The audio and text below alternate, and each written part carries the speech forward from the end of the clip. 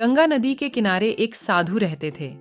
वे न केवल विद्वान थे, बल्कि उनके पास जादुई शक्तियां भी थीं। एक दिन वे ध्यान में मग्न थे, तभी बाज की चोंच से एक चूहिया छूटकर उनके हाथों में आ गिरी। उसकी छोटी सी पूंछ व काली चमकीली आंखें थीं।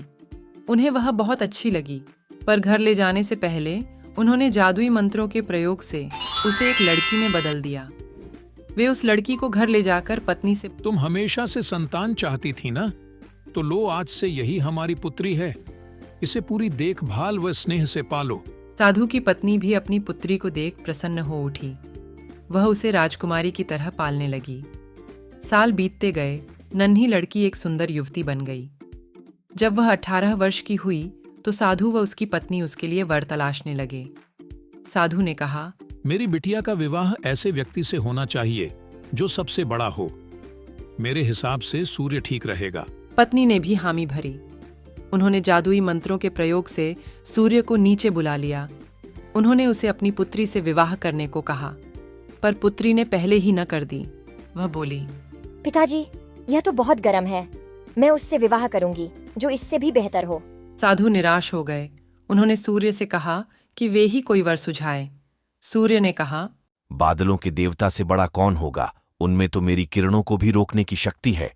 साधु ने बादलों को नीचे बुलाया व अपनी पुत्री से विवाह करने को कहा, पर इस बार फिर पुत्री ने मना कर दिया। वह बोली, ये तो कितना बदसूरत है, मैं इससे विवाह नहीं कर सकती। साधु ने बादल देवता से कहा कि वही कोई अच्छा वर सुझा दें। वे बोले, पवन देवता ठीक रहेंगे, वे तो मुझे भी अपने फूंक से उड़ा देते हैं। साधु ने पवन देवता को बुलाकर अपनी पुत्री से विवाह करने को कहा। पुत्री ने फिर इनकार कर दिया। वह बोली, मैं इससे शादी नहीं करूंगी। ये तो कहीं टिकते नहीं, हमेशा यहाँ वहाँ भागते रहते हैं। साधु ने पवन देव से पूछा, क्या मेरी पुत्री के लिए ऐसा वर हो सकता है जो आपसे भी बेहतर हो? पवन देव ने कहा कि पर्वत देव मजबूत व ऊंचे हैं, वे मेरा भी रास्ता रोक देते हैं। साधु ने पर्वत देवता से कहा कि वह उसकी पुत्री से विवाह कर लें। पुत्री ने फिर से मना कर दिया। वह बोली, ये तो बहुत लंबे, सख्त व कठोर हैं। मैं इनसे विवाह नहीं कर सकती। इनसे भी कोई बेहतर चाहिए।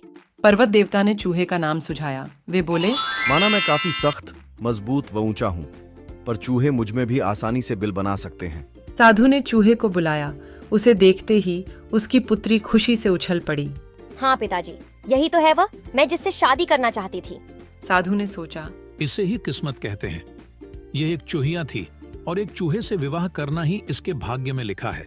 उन्होंने जादुई मंत्रों के प्रभाव से पुत्री को फिर से चूहिया बना दिया। चूहा व चूहिया विवाह करके खुशी खुशी रहने लगे। शिक्षा, कोई भी अपने मूल स्वभाव को नहीं बदल सकता।